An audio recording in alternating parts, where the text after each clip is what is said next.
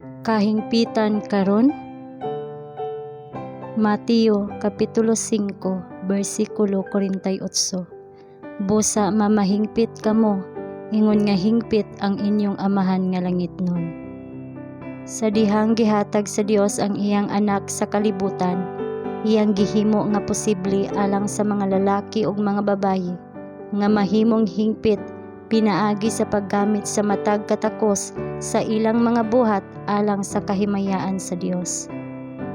Diha kang Kristo, iyang gihatag kanila ang mga bahandi sa iyang grasya ug ang kahibalo sa iyang kabubuton, samtang ilang hawasan ang ilang kaugalingon sa ilang pagkinaugalingon ug makakat-on sa paglakaw diha sa pagpaubos, mosandig sa Dios alang sa paggiya ang mga tawo makahimo sa pagtuman sa hataas nga katuyuan sa Dios alang kanila.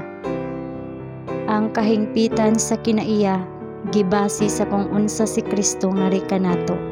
Kung kita adunay makanunayon nga pagsalig sa mga merito sa atong manuluwas ug magalakaw sa iyang mga tunob, kita mahisama kaniya, putli ug walay buling. Ang atong manuluwas wala magkinahanglan og mga imposible sa bisan kinsa nga kalag.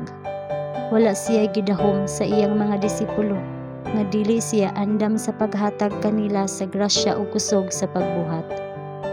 Dili siya motawag kanila nga mahimong hingpit kung wala pa niya sa iyang pagmando ang matag kahingpitan sa grasya nga ihatag sa mga tawo nga iyang hatagan og taas ug balaan nga pribilehiyo.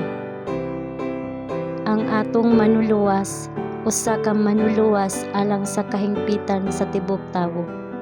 Dili siyang Dios sa bahin sa binuhat lamang. Ang grasya ni Kristo naglihok sa pagdisiplina sa tibuok tawhanong istruktura. Iyang gibuhat ang tanan, iyang gitubos ang tanan, iyang gihimo ang hunahuna, ang kusog, ang lawas ingon man ang kalag, nga umalambit sa Dios nung kinaiya, ug ang tanan iyang gipalit nga kabtangan. Kinahanglang alagaran siya uban sa tibuok hunahuna, kasing-kasing, kalag ug kusog. Dayon ang Ginoo mahimaya diha sa iyang mga binalaan bisan sa komon, temporal nga mga butang diin sila konektado. Ang pagkabalaan sa Ginoo anaa sa inskripsyon nga gibutang diha kanila.